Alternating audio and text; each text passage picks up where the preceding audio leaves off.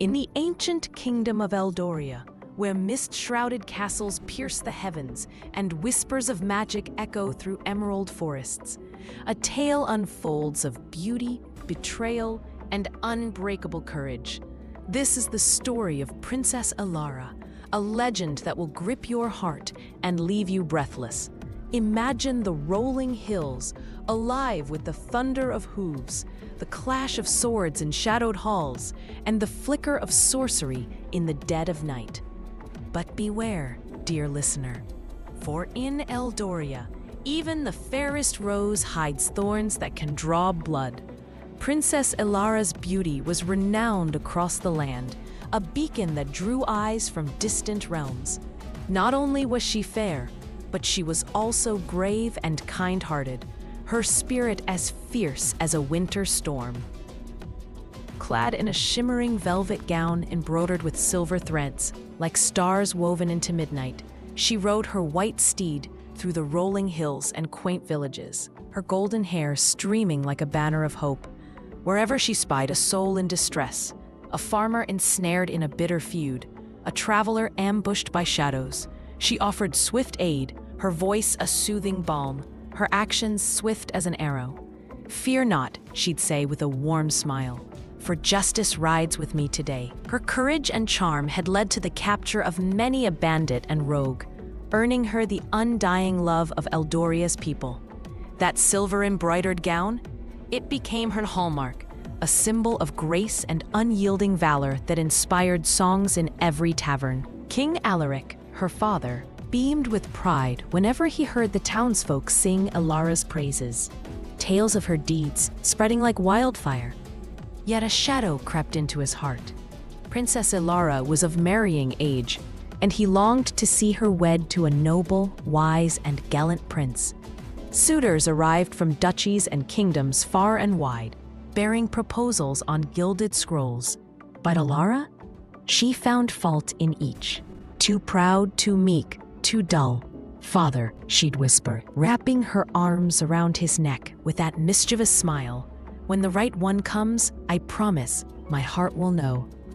The king would urge her gently, reminding her that marriage was the weave of fate, but he'd fall silent, unable to press his beloved daughter further.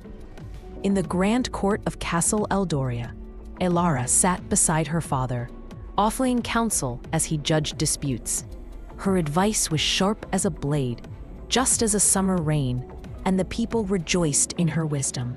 Once a month, King Alaric held open court in the great hall, adorned with tapestries of ancient heroes, where any soul, peasant or lord, could present their grievances. No one was barred from seeking justice, and this openness ensured peace across the land, like a shield against the encroaching dark. No noble dared oppress the meek, for they knew the king's judgment was swift and stern. On this fateful day, the hall brimmed with nobles in their finery, swords at their sides, ready to enforce the king's decrees. As King Alaric, now stooped with age and leaning on his oaken staff, heard cases alongside Elara, an old man shuffled into the hall. His voice trembled like leaves in a gale. "Justice, your majesty, justice."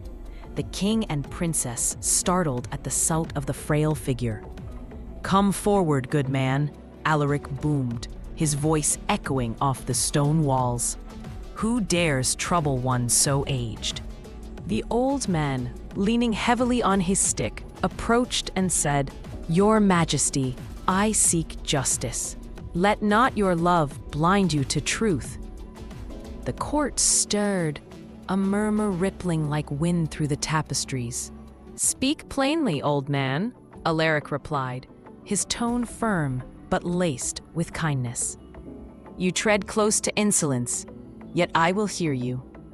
The old man raised his head, his eyes sharp as daggers, and declared, "Your daughter, Princess Elara, has slain my only son, a gentle, obedient lad, my solace in my twilight years. I demand justice for his wrongful death." A gasp tore through the hall, shock etching every face like frost on glass. All knew Elara's heart was pure. She had never harmed an innocent soul, her hands stained only with the ink of mercy. Elara herself stared at the old man, her brow furrowed in confusion, searching her memory for any shadow of such a deed. "What nonsense is this?" Alaric thundered, his face darkening like a gathering storm. "My daughter could never do such a thing. Surely you are mistaken." "No mistake, Your Majesty," the old man insisted, his voice growing steady as iron. "I can prove it." Turning to Elara, Alaric asked, his voice heavy with dread, "Daughter, is this true?" Elara, her gaze unwavering, replied softly but firmly, "Father, this is a lie. I have never taken a life unjustly, nor have I ever seen this man before." Her words rang with the clarity of truth, yet the air thickened with unease. "You hear her denial," Alaric said to the old man, his eyes narrowing. "Speak, but beware. False accusations earn harsh punishment. As you are old, I may show mercy if you recant." The court sat in tense silence, the weight of the unknown pressing like a crown of thorns. This was no ordinary grievance. It was a dagger aimed at the heart of the realm. The old man stood firm, his chin lifted defiantly. "A criminal's denial proves nothing," he said. "I demand Princess Elara stand beside me as equals before justice, and I will present my proof so undeniable that all will know I speak true." Before Alaric could respond, Elara rose, her velvet gown whispering against the stone floor. "Very well," she said, her voice steady as a drawn bow. "I will stand with him and see what proof he conjures." But as she stepped forward, the old man seized her hand with surprising strength, his grip like iron chains. Elara tried to pull free, her eyes widening in alarm, but he held fast. "Release her at once," Alaric roared, rising from his throne, his face flushed with fury. "Your Majesty," the old man said calmly, his eyes gleaming with dark intent. "In our land, there is an ancient custom. When an accuser holds the accused hand, the guilty must speak the truth. I hold her hand now, and she will confess. If she denies my charge, punish me as you see fit. This is my proof." The court held its breath, the silence broken only by the flickering torches. To everyone's horror, Elara bowed her head, her voice a whisper laced with sorrow. "He speaks true, Father. I killed his son unjustly." The hall erupted in disbelief, nobles whispering like ghosts in the wind. Alaric's eyes widened, his heart shattering. "What are you saying, Elara? Do you confess to this crime?" he asked, his voice trembling like a leaf in the storm. "Yes," she replied clearly, though her eyes shimmered with unshed tears. "I confess, and I am ready to face any punishment." "Why would you do such a thing?" Alaric pressed, his voice breaking, the weight of a father's love crushing him. "It was a mistake," Elara murmured, her words heavy with unspoken shame. The old man, still clutching her hand, said triumphantly, "Now, Your Majesty, deliver justice. You have your proof." Before Alaric could speak, the Prime Minister rose, his face etched with suspicion. "Wait, Your Majesty. This old man may be a sorcerer." Elara denied the crime until he grasped her hand. Only then did she confess. "I sense trickery. Command him to release her, then question her again." The court murmured in agreement, a spark of hope igniting in the gloom. Alaric nodded, his voice firm. "Release her hand." The old man smirked, his eyes cold as winter's bite. "It matters not. I have proven my claim." He let go, and Elara stood silent, head bowed. "Speak, Elara," Alaric urged, hope flickering in his weary eyes. "Is his accusation true?" Elara's voice quavered, soft and broken. "He speaks true." Alaric staggered to his feet, the court frozen in shock, the air thick with impending doom. Rising solemnly, Alaric raised his hand to pronounce judgment, his heart a battlefield of love and duty. But before the words could escape his lips, A cry pierced the hall from the entrance. "Stop, Your Majesty!" All eyes turned to a young man striding in, clad in the fine armor of a prince, his presence commanding as a rising sun. "Who are you?" Alaric demanded, his voice a thunderclap. "I am Prince Viktor of Eloria," the youth declared, bowing low with grace and fire. "This old man is no grieving father. He is a cunning sorcerer, weaving this charade to force Princess Elara into marriage. I learned of his plot from a wise hermit in the forest near your borders. The hermit bid me hasten here to seize Elara before your judgment fell. Thanks be, I arrived in time." "Lies," the old man spat, his voice dripping venom. "This youth seeks to thwart justice. If Elara is to be punished for my son's death, how could I marry her? Your laws demand a life for a life." But Viktor, undeterred, slipped a ring from his finger and hurled it at the old man. The sorcerer dodged, but the ring struck his cloak. A deafening crack resounded, and where the old man stood, a tall, cloaked figure now loomed. A sorcerer revealed in his true form, his eyes glinting with malice like a predator in the dark. The enchanter, revealed as Nathal the enchanter, raised both hands toward Princess Elara, who stood motionless before him. With a sharp flick of his wrists, a gust of dark magic surged forth, and Elara crumpled to the ground, unconscious, her form limp as a fallen leaf.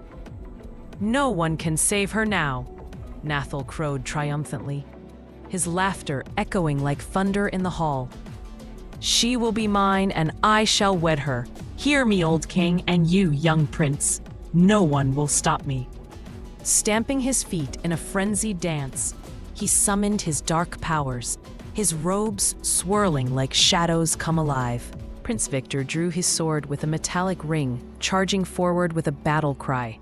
But Nathal, with a swift incantation and a puff of breath, unleashed a wave of force that sent Viktor, King Alaric, and the entire court reeling backward, frozen in a magical stupor, their bodies rigid as statues.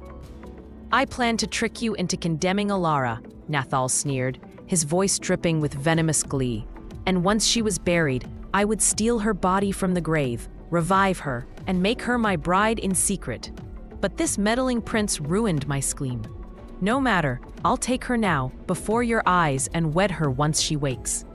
Raising his hands high, Nathal waved them through the air, and a haunting hum filled the hall, vibrating the very stones.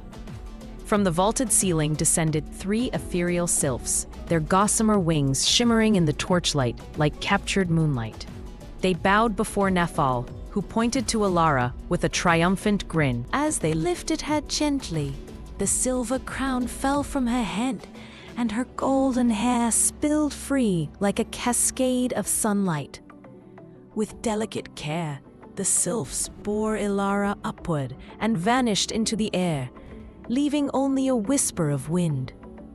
"I could punish this prince for exposing me," Nathal declared, glaring at Viktor with eyes like burning coals.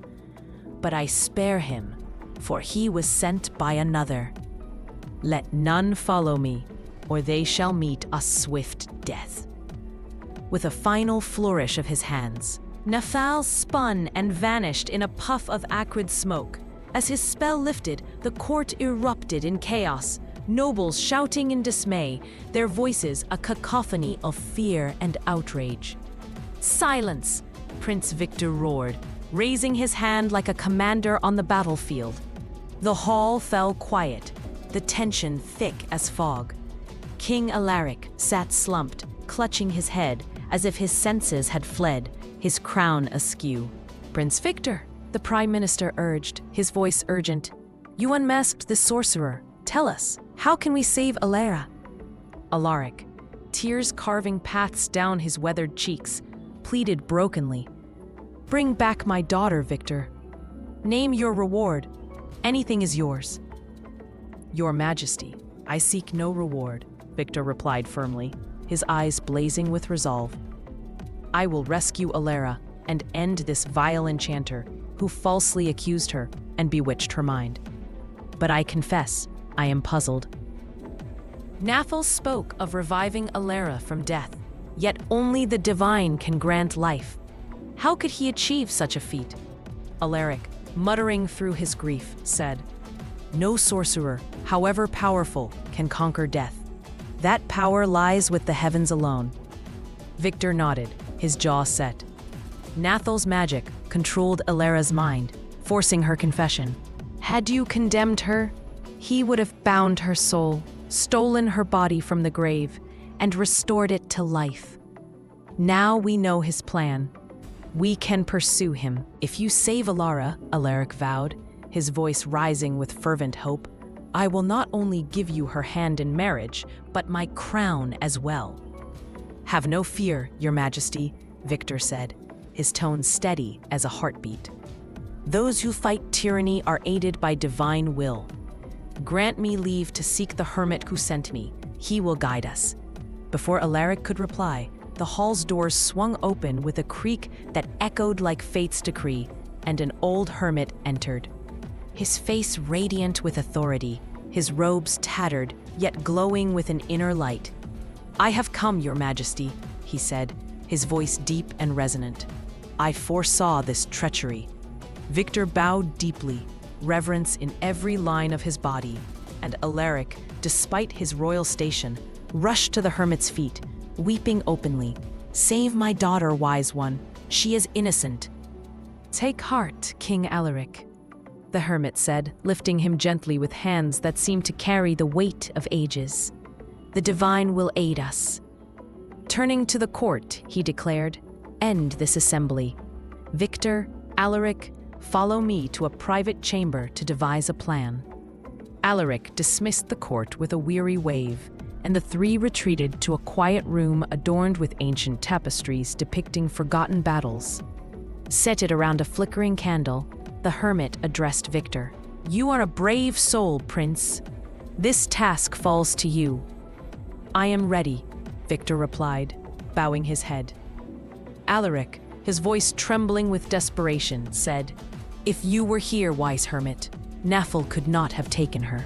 You do not understand, King, the hermit replied, his eyes distant as if gazing into the stars. I was deep in prayer, bound by sacred rites. Had I left, this castle and Elara would have burned to ash. I sent Viktor with an enchanted ring, believing Nathal would flee when exposed. I did not foresee him abducting her. But fear not, she can be saved. Tell me where Nathal has taken her, Viktor urged, leaning forward, his fists clenched. The hermit closed his eyes, his face grave as he delved into visions unseen. Moments later he started, his expression darkening like a clouded sky. Elara is safe for now, he said, but she is no longer with Nathal. She has fallen into the clutches of Kajal, a monstrous ogre who dwells beneath the Eldorian mountains. He saw the sylphs carrying Elara and, captivated by her beauty, seized her for himself, intending to wed her. Elara remains unconscious under Nathal's spell, which only he can break, or his death can end it. Nathal, now in his lair, knows Kajal has her, but cannot enter the ogre's underground fortress, for his magic is barred there by an ancient royal decree. Likewise, Kajal, bound by the same decree, cannot leave his mountain valley. Both are powerless to confront each other, and Elara lies trapped. Alaric's face fell, despair etching deep lines. But Viktor, undaunted, said fiercely, I will face them both. Guide me, wise hermit. Well spoken, the hermit replied, a spark of approval in his eyes. First, journey to the Eldorian mountains and slay Kajal. Nathal will then come to you, and you can defeat him to free Elara. From his robe, he drew a small, rune-carved tablet and handed it to Viktor. Keep this close. When you face a challenge with no clear solution, gaze upon it, and an answer will appear. I can offer no more but my prayers. Trust in your courage, and know that the divine aids those who oppose evil. Viktor took the tablet with reverence, tucking it into his cloak like a sacred vow. Where are these mountains? He asked. They lie on the border of Eldoria and the shadowed lands of Imris, the hermit replied. Viktor nodded, rising with purpose. Then grant me leave and pray for my success. Go with our blessings, the hermit said, clapping Viktor's shoulder with a firm hand. Alaric, rising, echoed, Bring her back, Viktor. With a salute, Viktor strode from the room, ready to face the perils ahead, his heart a forge of determination. Meanwhile, Nathal, having vanished from the court, hastened to his dark tower, his mind a whirlwind of schemes. He sought to revive Elara and wed her swiftly, fearing Kajal's interference. Kajal, a brutal ogre, confined by an ancient Eldorian king to a subterranean fortress, could roam only the mountain valley. Nathal knew that if Kajal saw Elara, he would claim her. To avoid detection, Nathal had sent the sylphs, hoping Kajal would assume they acted on royal orders. He dared not transport Elara by magic, lest it damage her mind, rendering her mad, a fate he would not accept, no matter her beauty. In his tower, Nathal stood before a great mirror framed in obsidian, its surface gleaming like a portal to the abyss. Raising his hands, he chanted incantations that twisted the air, and the mirror darkened to pitch. As he pressed his palms to its surface, it flashed white, revealing the sylphs carrying Elara through the sky.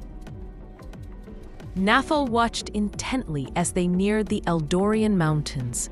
Suddenly, Kajal emerged from the earth, his massive form half buried, his roar shaking the clouds. Spotting Elara, he bellowed, "What beauty is this?" Raising his arms, Kajal surged upward with lightning speed, intercepting the sylphs. "Who are you, and by whose command do you carry her?" he bellowed, his voice like grinding boulders.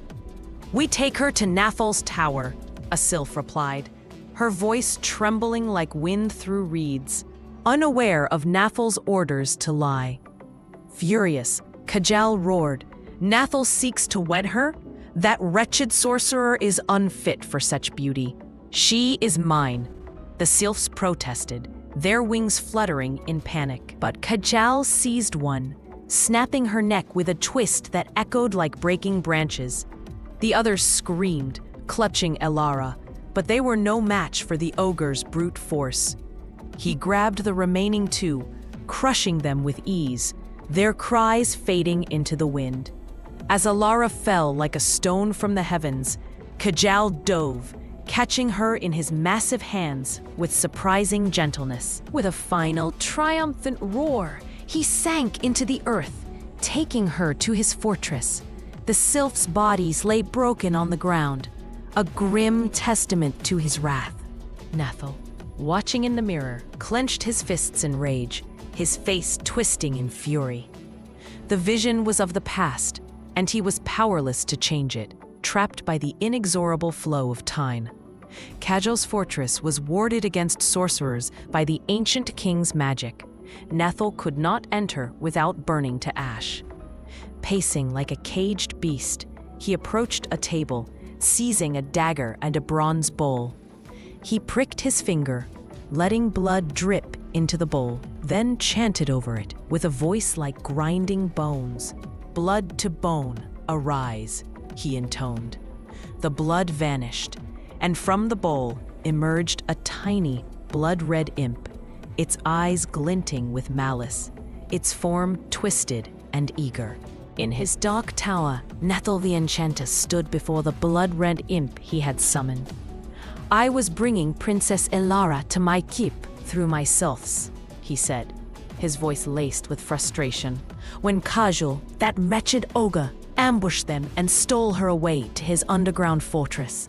Tell me, imp, how can I reclaim her?"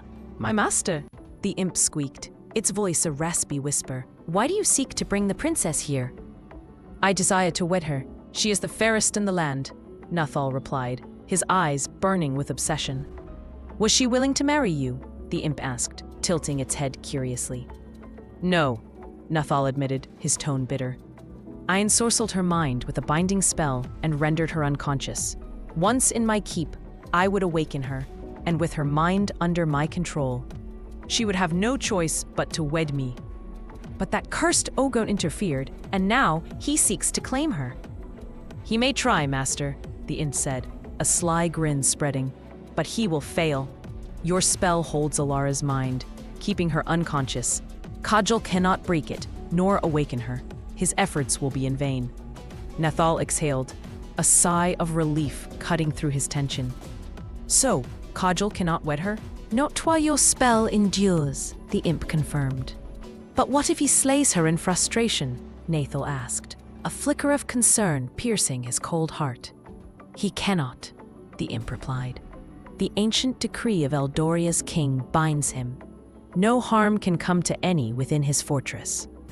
But what if he takes her beyond its walls? Nathal pressed, his mind racing. The decree only binds the fortress, not the valley outside. Master, you are unaware of the full decree, the imp said, its eyes gleaming.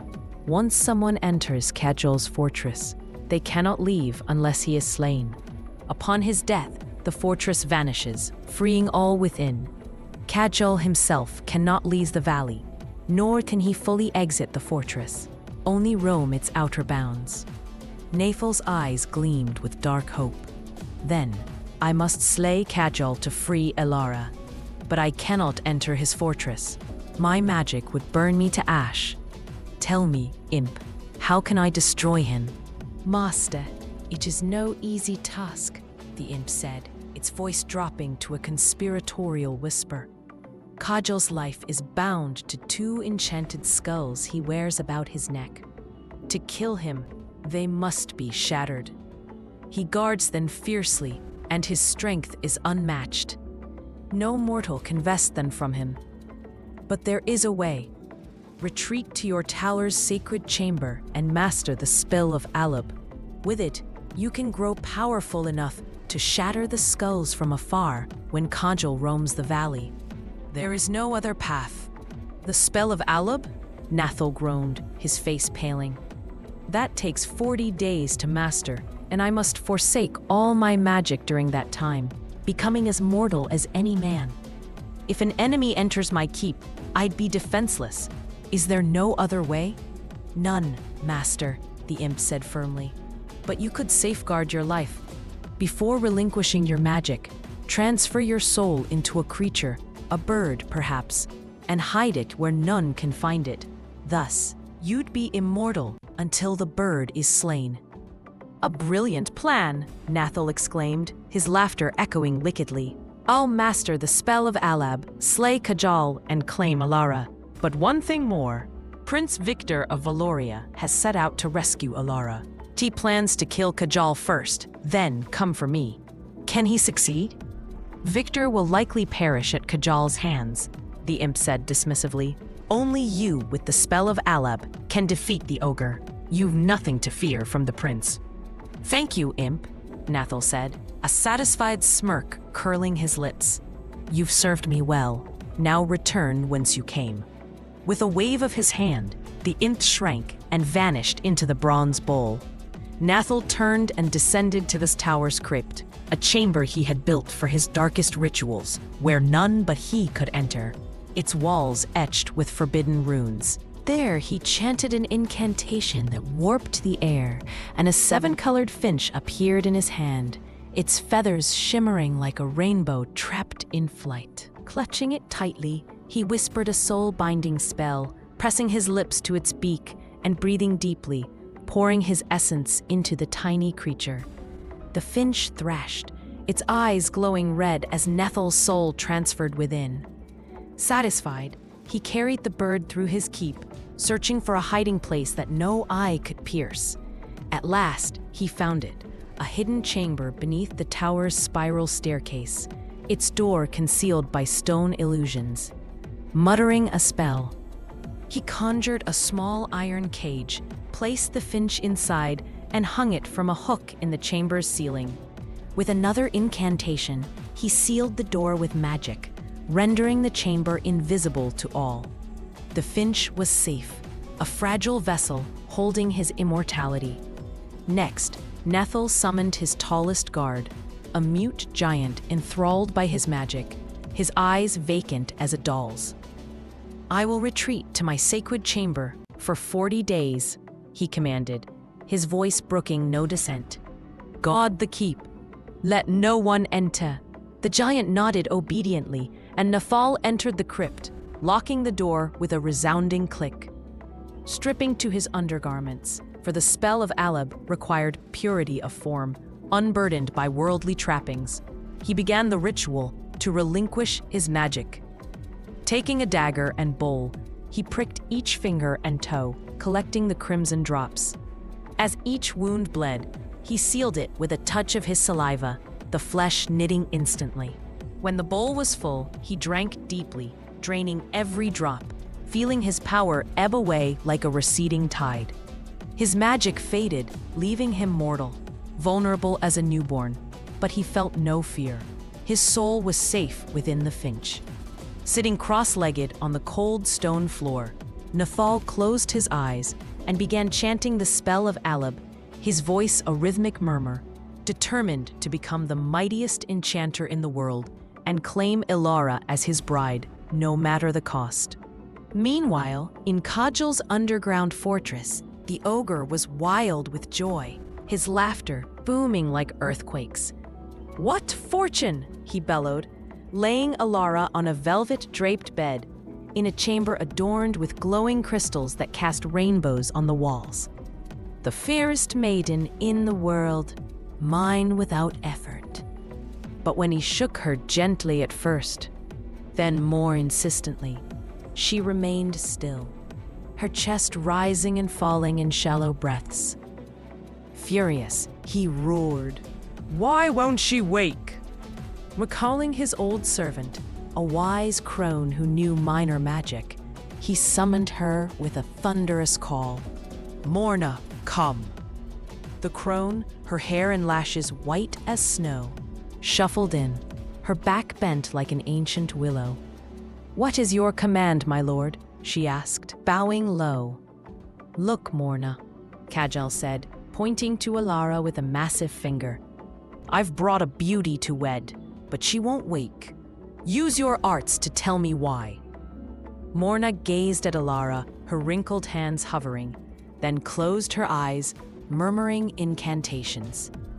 After a moment, her face darkened like a storm cloud. "My lord, this is grave. Elara is under Nathal's spell. Her mind is bound, and she lies in an enchanted slumber. Only Nathal's death or his will can break it." "That wretch dares bind my bride?" Kajal roared, stomping the ground so hard the crystals trembled. "Summon him! I'll crush his bones!" "My lord," Morna said calmly, "Nathal seeks to wed her too, and is furious you stole her. He's retreated to his tower to master the spell of Alab, having hidden his soul in a 7-colored finch. Moreover, Prince Viktor is coming to slay you, then Nathal, to rescue Elara. He'll arrive in 3 days."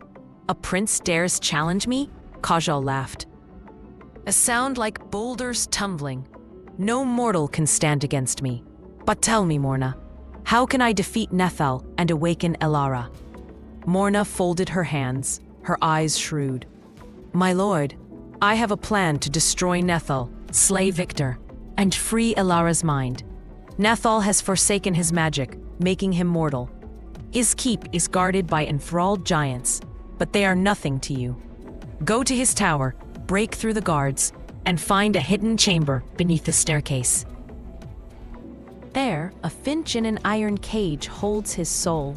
Shatter the cage and snap the bird's neck. Nathal will die, and Elara's mind will be freed. Return here, and when Viktor arrives, slay him. Then you may wed Elara in peace." "Fine plan!" Kajal exclaimed, his eyes lighting with savage glee. "But the ancient decree binds me to this valley. How can I reach Nathal's tower?" "My lord," Morna said, "I am dear to Eldoria's king, having nursed him as a child. If you permit, I'll seek his leave for you to travel to Nathal's tower and return." "Do this, Morna," Kajal said, "and I swear by the ancient oaths, I'll free you from servitude." Morna smiled and departed. Kajal paced. dreaming of crushing Nathal and wedding Elara, his mind ablaze with anticipation. After a day and a half, Morna returned, holding a parchment sealed with the king's mark. "I have the king's leave," she said, handing it to Kajal. "By the heavens, Morna, you've done it!" Kajal cried, his voice booming with joy. "I free you now. Go where you will, or stay for my wedding." "I'll remain to guard Elara until you return," Morna replied. Kajal nodded, then leaped upward, crashing through the fortress's ceiling into the valley above, the earth shuddering in his wake. For the first time in a decade, he soared beyond its bounds, the wind whipping his face, reveling in freedom like a storm unleashed. After hours of flight, he spied Nathal's towering keep and landed before its gates with a ground-shaking thud, where two giant guards stood, wielding massive swords that gleamed with menace. "Stand aside or perish," Kajal roared, his breath hot as forge fire. The guards charged, their blades whistling through the air, but their weapons were as straw against him. Seizing them by their necks, he smashed them together, shattering their bodies like fragile pottery. With a mighty kick, he broke the keep's gates, the wood splintering like thunder, and stormed inside. More gods rushed him, a tide of steel and fury, but Kajal, in a rage that shook the walls, dispatched them with ease. Their swords useless against his hide, their cries echoing as he crushed them one by one. Guided by Morna's words, he found the staircase and the hidden chamber's door. With a single blow, he shattered the stone, revealing the iron cage. Inside, Nathal sat in his crypt, chanting the spell of Alab, his eyes closed in concentration. The door's explosion startled him, and he rose, only to feel Kajal's hand seize his throat like a vice. "You dared bind my bride's mind?" Kajal bellowed, his grip tightening. "How are you here?" Nathal gasped, his face paling. Terror widening his eyes. "You're bound to your valley. I have the king's leave," Kajal snarled, dragging Nathal to the staircase chamber like a rag doll. "You can't kill me," Nathal cried, struggling futilely. "My soul is in the finch. Let's make peace. Take Elara. I'll not object." "I know your tricks," Kajal growled, his voice a low rumble of doom. "Your soul is in that bird, and I'll end you now." Still gripping Nathal, he smashed the chamber wall, revealing the cage. Pinning Nathal under his massive foot, Kajal reached into the shattered chamber and tore the iron cage from the ceiling. Seizing the seven-colored finch, he snapped its neck with a cruel twist. A piercing scream erupted from Nathal as his own neck twisted in unison, his life extinguished with the bird's. A thunderous explosion shook the tower, and a cloud of smoke enveloped the scene. Nathal's final cry echoed, "You've killed me. If only I hadn't forsaken my magic." As the smoke cleared, Kajal found himself in an open field. The tower had vanished, a creation of Nathal's magic that dissolved with his death. Realizing Elara must now be awake, freed from Nathal's spell, Kajal took flight, soaring back to his underground fortress in the Eldorian mountains. He knew he must reach her before she was lost to him forever. But fate, that cruel weaver, had other threads in play. Prince Viktor rode tirelessly toward the Eldorian mountains, determined to confront Kajal and rescue Princess Elara. The journey was arduous, taking 3 days through fog-laden forests and treacherous paths. But on the third, he reached the valley's edge. Pausing, he drew the rune-carved tablet given by the hermit. "Wise tablet," he said, his voice steady. "Have I reached the Eldorian mountains? And how can I defeat Kajal the ogre?" Words shimmered on the tablet like starlight. "Prince Viktor, you have arrived. No weapon can harm Kajal, for his life is bound to 2 enchanted skulls he wears about his neck. Strike both with a single blow of your sword to slay him." Viktor, heartened yet daunted by the revelation, tucked the tablet away. Kajal's invulnerability was a daunting shadow, but his faith in divine aid spurred him onward, his resolve unyielding. As he urged his steed forward, an old crone emerged from behind a boulder, her hair and lashes white as frost, her presence like a whisper from ancient tales. She raised a hand, and Viktor reined in his horse. "What brings you here, good mother, alone in this wild place?" he asked kindly, his voice warm with concern. "I am Morna, once servant to Kajal," she replied, her eyes wise and weary. "I awaited you, knowing you seek Elara. Kajal is mighty, his strength could crush you in a moment." She recounted how Kajal stole Elara from Nathal's sylphs, obtained the king's leave to slay Nathal, and killed him by destroying the finch. With Nathal's death, Elara awoke in the fortress. I comforted her, but she cannot leave until Kajal is slain, for his fortress is bound by the ancient decree. I left her to meet you here. Viktor's eyes widened in astonishment. "You've done us a great service, Morna. But why aid us when you served Kajal?" "I pitied Elara," Morna said softly, her voice trembling with emotion. "So fair and gentle, she would perish in Kajal's grasp. When I gained my freedom, I saw my chance to act." From her cloak she drew a silver ring etched with runes. "Wear this, prince. It will shield you from Kajal's blows. Strike the skulls around his neck with your sword, and you'll defeat him." With that, she vanished into the air, leaving only a faint scent of herbs. Viktor, giving thanks to the heavens with a whispered prayer, slipped the ring onto his finger, feeling a surge of protective energy, and spurred his horse toward the valley. As he descended, a monstrous figure rose from the earth, Kajal roaring with fury, his bellow shaking the mountains, the two skulls dangling from his neck like grim trophies. Brandishing a massive club, Kajal charged, the ground quaking under his steps. Viktor's horse reared as Kajal swung, the blow glancing off the horse's neck, sending it and Viktor tumbling like a stone across the valley. Bruised but swift, Viktor leaped to his feet, his sword drawn. Kajal lunged again, but Viktor, aided by the ring's magic, dodged with uncanny speed, the air whistling past him. As Kajal swung his club, Viktor's foot slipped on loose stones, and he fell, heart pounding. The ogre's blow missed, and Kajal, unbalanced by his own might, spun like a top, his roar turning to a grunt of surprise. Seizing the moment, Viktor sprang aside as Kajal grabbed for him. The ogre's foot caught on a rock, and he crashed to the ground, stunned, the earth trembling. Viktor, seeing his chance, drew his sword and struck with all his strength at the skulls around Kajal's neck. The blade shattered them in a single blow, and a deafening blast echoed through the valley, light flashing like a dying star. Kajal writhed, his roars turning to agonized screams that rent the air, until his eyes glazed over and he lay still, dead at last, his massive form crumbling like a fallen titan. As the dust settled, Viktor saw Elara running toward him, Morna at her side, her gown flowing like a river of silver.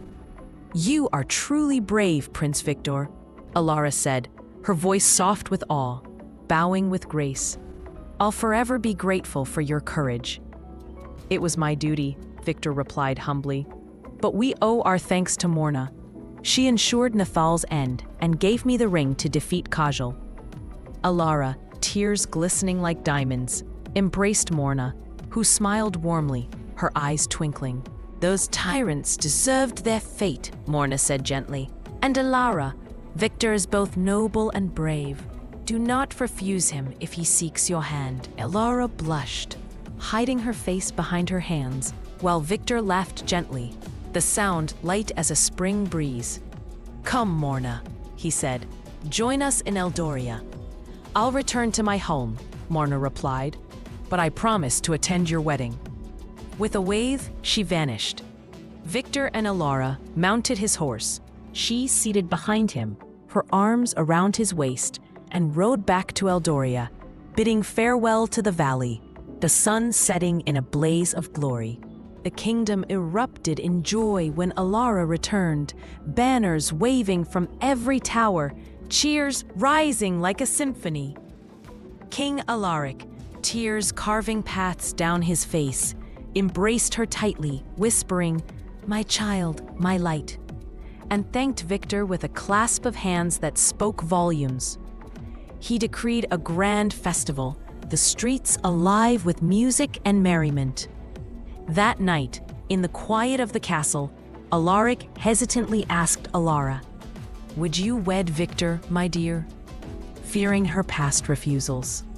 To his delight, she nodded shyly, fleeing with a blush, and Alaric danced with joy, his laughter echoing through the halls. Days later, a magnificent wedding united Elara and Viktor, celebrated with feasts, music, and torchlit processions that illuminated the night, like stars fallen to earth. Alaric opened the royal coffers to aid the poor, his generosity a river of gold. Viktor took Elara to his homeland, Eldoria, where his father, the king, welcomed her warmly, his court bowing in awe. The couple lived in peace and happiness, their love a beacon of hope across the lands, a tale whispered by firesides for generations, a reminder that even in the darkest shadows, light and love prevail. And so ends the saga of Eldoria. But remember, in realms of magic and might, every ending is but the dawn of a new legend.